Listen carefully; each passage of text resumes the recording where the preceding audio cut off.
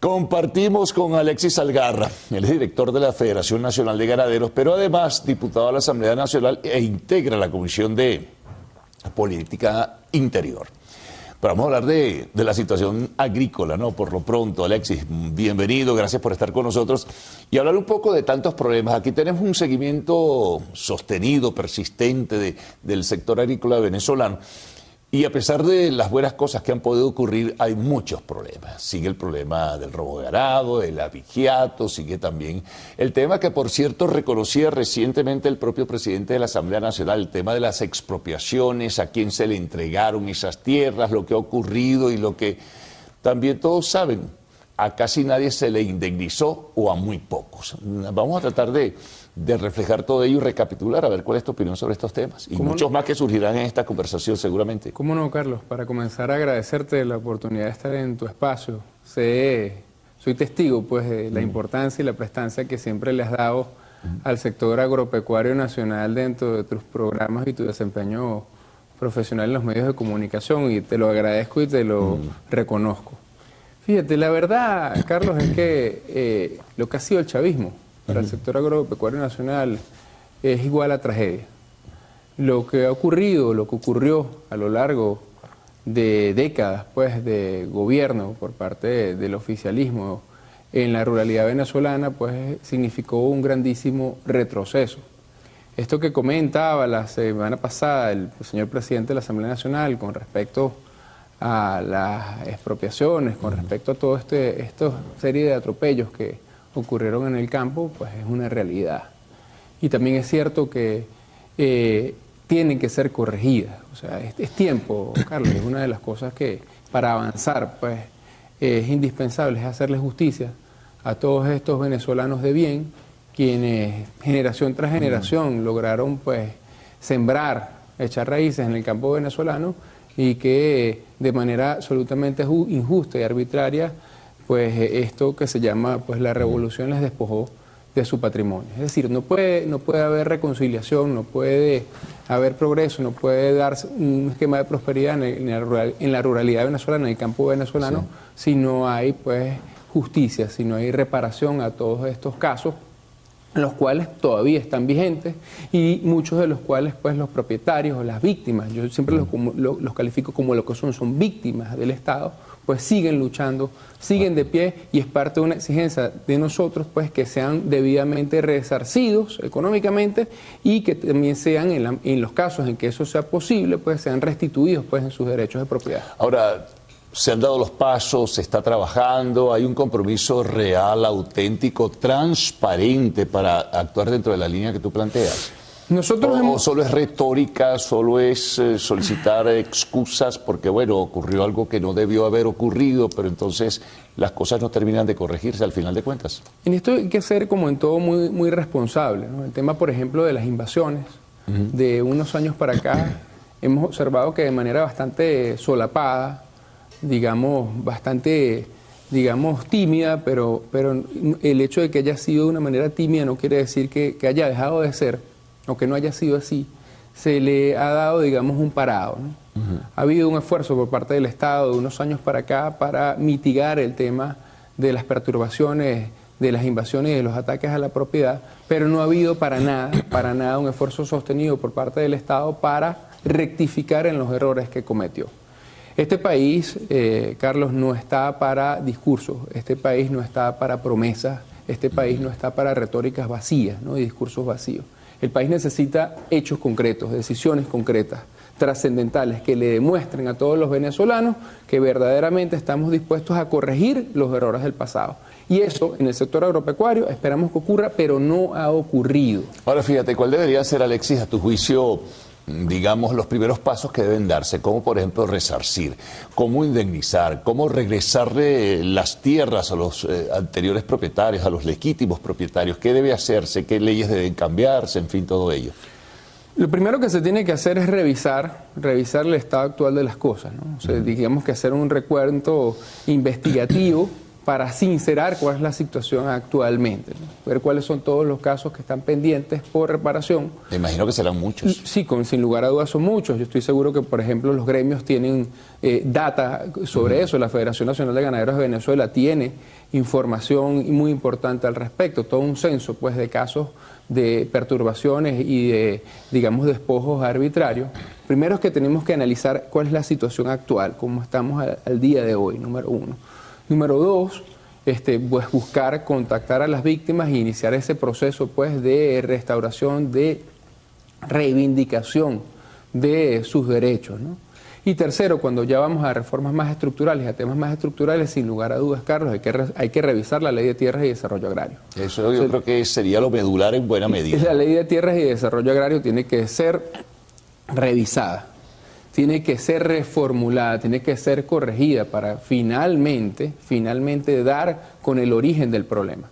La promulgación de la Ley de Tierras y Desarrollo Agrario significó, sin lugar a dudas, y esto soy capaz de debatirlo con quien sea, un retroceso cualitativo y cuantitativo en el campo venezolano. Entonces, el origen del problema fue la promulgación de la Ley de Tierras y Desarrollo Agrario, y la solución final del problema pasa por la reforma de la Ley de Tierras y Desarrollo Agrario o su derogación por un nuevo instrumento normativo que verdaderamente le funcione y genere progreso y prosperidad a las 600.000 familias que habitan en la ruralidad venezolana. Porque esto no se trata nada más, Carlos, de los propietarios de las tierras, sino de todo el circuito productivo que hay alrededor de ellas. Hay localidades, poblaciones rurales que hoy día están desérticas, que fueron totalmente sumergidas en la pobreza y en el atraso, porque las fuentes de trabajo, porque las fuentes de movimiento... Eran las fincas, que eran las haciendas. Por supuesto, eran las fincas, eran las unidades, los predios rústicos productivos que ya no existen. Bueno, vamos a hacer una pausa, Alexis, y vamos a regresar para continuar esta conversación contigo. Estamos con Alexis Salgarra, director de la Federación Nacional de Ganaderos, pero además diputado de la Asamblea Nacional e integrante de la Comisión de Política Interior.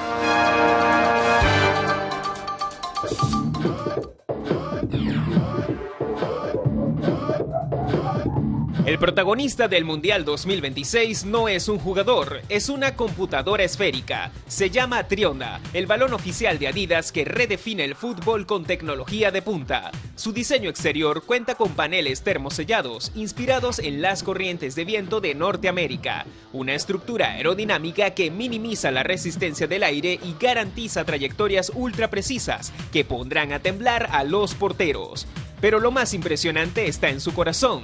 El Trionda esconde un sensor de alta velocidad que envía datos de posición 500 veces por segundo directos al VAR. Esta tecnología permite que el sistema semiautomático detecte el fuera de juego en tiempo real, acabando con las polémicas y haciendo el juego mucho más fluido. Por si fuera poco, es el balón más ecológico de la historia, fabricado con materiales biológicos y tintas a base de agua. En definitiva, el Trionda llegó para demostrar que en 2026 el futuro del fútbol se juega a otro nivel. Ricardo Rad, Televen.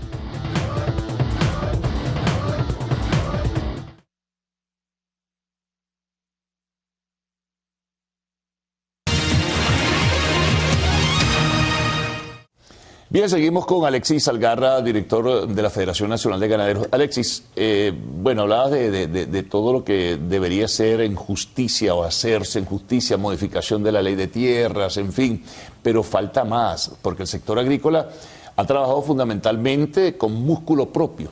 Y eso es importante también destacarlo. No hay líneas de crédito, eso hay que rescatarlo también. Tiene que venir una recuperación económica para que surjan entonces las líneas de crédito. Los bancos tienen que abrir sus espacios. La posibilidad de utilizar, por ejemplo, créditos en divisas no termina de formalizarse, sino que se hace de forma muy tímida. ¿Cuánto está beneficiándose de ello el sector agrícola? Bueno, aquí surgen preguntas y preguntas, inquietudes e inquietudes. Por supuesto, es una realidad que desde finales de la década pasada, por ejemplo, el sector pecuario nacional fue excluido de la cartera única productiva bancaria. Eso es algo que se tiene que corregir. Me dice que ha mejorado algo, pero es muy poco. Es muy poco, es prácticamente insignificante. Y la verdad, Carlos, es que en todas partes del mundo, no solamente en Venezuela, el agronegocio está vinculado, es dependiente del crédito. Claro. O sea, no solamente en Venezuela, pues un agricultor, un ganadero, pues cuando necesita adquirir un tractor va a un banco y pide un crédito. Ningún agricultor, yo creo que en ninguna parte del mundo promedio tiene con qué desembolsar de un solo golpe $100.000 para comprar una maquinaria agrícola. Esas son macroinversiones grandes inversiones que se requieren para la actividad productiva que vienen de la mano del financiamiento. Pero esto, tenemos que ir, insisto, volver al inicio de la entrevista, Carlos, y era la raíz, insistir en la raíz del asunto.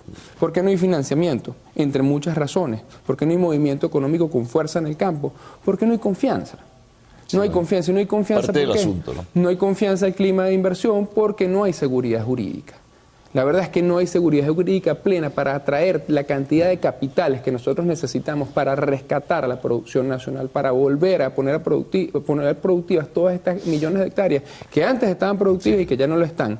Y en ese sentido es indispensable generar suficiente seguridad jurídica para atraer todos estos flujos de inversión necesarios para reactivar el campo. Fíjate una cosa, la posibilidad de asociación surge, claro, teóricamente, habría que desarrollar como tal una recuperación de la actividad y recibir las líneas de crédito necesarias, pero hay el interés de factores internacionales que se dedican al campo en otros países en venir a Venezuela y también colocar su inversión y ayudar a la recuperación del sector agrícola nacional. Por supuesto, sin lugar a dudas hay muchísimo interés. El campo venezolano es una tierra fértil y es una tierra que desde el punto de vista de negocios es sumamente atractiva y sumamente rentable. Ahora bien, un inversionista extranjero que está acostumbrado a trabajar e invertir dentro de un clima de seguridad jurídica y de libre mercado, cuando llega a Venezuela y se encuentra con un esquema y unas camisas de fuerza y unas limitaciones absurdas como las que establece la Ley de Tierras y Desarrollo Agrario, pues difícilmente va a invertir su capital aquí. Sí, hay que soltar las amarras. Por supuesto, el campo venezolano, al igual que ha ocurrido con el sector petrolero, al igual que ha ocurrido con el sector minero, también tiene que ser competitivo y tiene que ser atractivo al capital internacional, y bajo los esquemas jurídicos que están establecidos y vigentes actualmente, no somos atractivos. Esa es la realidad. Por eso yo insisto que las reformas tienen que ser estructurales. Tenemos todo para salir adelante. Ahora, Carlos, como parlamentario, Alexis, has planteado eso en el seno de la Asamblea Nacional, que es el órgano que al final de cuentas puede tomar las iniciativas y modificar la ley o las leyes. Yo tengo conciencia de que esto forma parte de un proceso, Carlos. La verdad es que el daño es muy grande y la solución, el remedio, pues va a venir por etapas. Tengo plena conciencia de eso. Por ejemplo, recientemente pues se habló de la promulgación de una nueva ley penal de protección a la actividad ganadera. Eso es algo que nosotros venimos planteando desde hace años y que yo particularmente, como profesional del derecho, como dirigente gremial y en esta oportunidad como diputado de la Asamblea Nacional, lo he venido planteando. En el seno de la Comisión de Política Interior, semanas atrás hice el planteamiento sobre la necesidad de revisar la ley penal de protección a la actividad ganadera de 1997 vigente, y bueno, recientemente el señor presidente de la Asamblea Nacional, pues la semana pasada anunció que la ley iba a entrar dentro de ese debate legislativo. Sí, eso es seguridad, ¿no? Correcto, iba a entrar dentro de la agenda legislativa. Eso es parte, pues, del trabajo que tenemos que realizar desde el punto de vista estructural para rescatar el crecimiento económico en la ruralidad venezolana, en este caso específico, en la ganadería venezolana. Desde el seno de la Asamblea Nacional me contenta saber y me contenta decirle al país, pues, que el campo venezolano está presente, forma parte de la agenda legislativa y estamos trabajando para procurar soluciones estructurales a los problemas que tenemos y que estamos atravesando. No, y quería profundizar sobre eso, esas dos variables. Seguridad, que está en el contexto de lo que debe ser la modificación de esa ley, y está el tema del contrabando por una parte, el contrabando de ganado y del robo de ganado, que lo habíamos mencionado en la apertura. ¿Qué podemos manejarnos alrededor de esto? Son, digamos, aristas, pues, de un mismo cuerpo, de un mismo problema, de un mismo tema, Carlos. Esta iniciativa legislativa de reformar, actualizar la ley penal de protección a la actividad ganadera, pues va a tener un impacto, digamos, significativo, trascendental en delitos que ocurren en el campo, como el abigeato. También debemos decir que no solamente, pues, nos podemos limitar, pues, a las reformas legislativas o las iniciativas legislativas. Si las normas, pues, no se cumplen coactivamente y no se aplican correctamente, se convierten en letra muerta. En ese sentido, no solamente se trata de cumplir, digamos, esta necesidad estructural desde el punto de vista normativo, sino que las normas verdaderamente se cumplan y se hagan cumplir en el territorio. Así las cosas, es indispensable que se desplieguen todas las políticas públicas de seguridad personal orientadas a proteger a quienes hacemos vida en la ruralidad venezolana, en el campo venezolano. Es decir, tiene que haber una política pública especialmente y científicamente dirigida a combatir el delito en las zonas rurales del país. Eso ha ocurrido, yo creo que de manera un poco silvestre, un poco, digamos, desordenada, ha ocurrido, la delincuencia ha disminuido, pero se tiene que convertir en una política pública estructural de las autoridades venezolanas. Vamos a otra pausa, Alexis. Vamos a retornar para concluir esta conversación en el segmento final. Estamos con Alexis Algarra, director nacional de la Federación Nacional de Ganaderos y diputado a la Asamblea Nacional.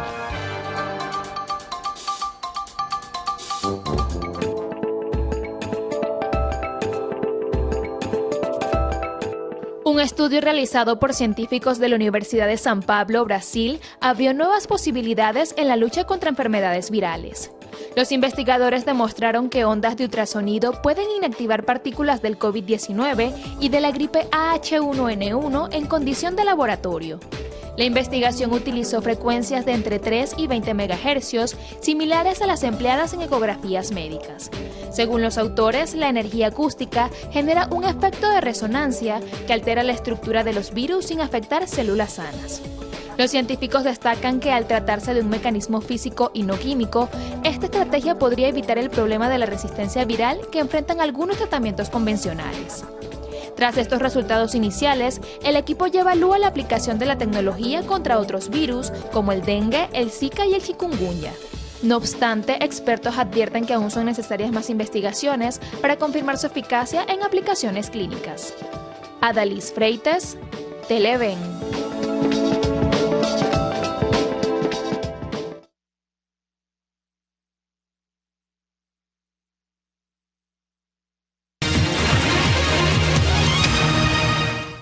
Bien, seguimos con Alexis Algarra, director de la Federación Nacional de Ganaderos y diputado de la Asamblea Nacional, integrante de la Comisión de Política Interior. Bueno, seguimos sobre el tema de seguridad, actuar con firmeza, actuar con vigor para enfrentar el problema de la delincuencia en el campo, no solamente en lugares emblemáticos como el estado Guárico, donde funciona una banda o llamada el Tren del Llano, también en la zona de fronteras que ha sido punto álgido en forma permanente y consistente.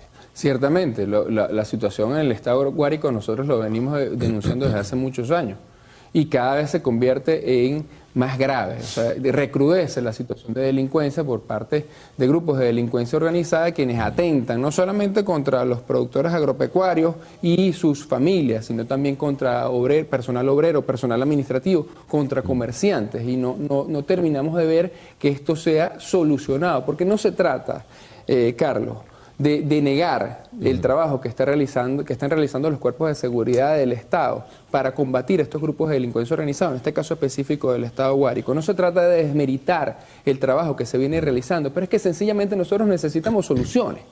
O sea, nosotros necesitamos que se erradicar, fíjate el verbo que estoy utilizando, erradicar a estos grupos de delincuencia organizada que atentan contra la producción nacional y contra la humanidad de los productores agropecuarios venezolanos. Nosotros necesitamos y exigimos poder vivir dentro de nuestras unidades de producción, como lo hemos hecho generación tras generación, y poder tributar al desarrollo del plato de comida del pueblo venezolano en paz. Cuando nos vamos hacia la frontera, entonces nos encontramos el flagelo de los grupos irregulares, quienes vienen de Colombia y se dedican a extorsionar, a vacunar, a amenazar, a amedrentar a los productores agropecuarios quienes están en zona de frontera. Pero en Guárico eso ocurre también. También ocurre en Guárico, por supuesto.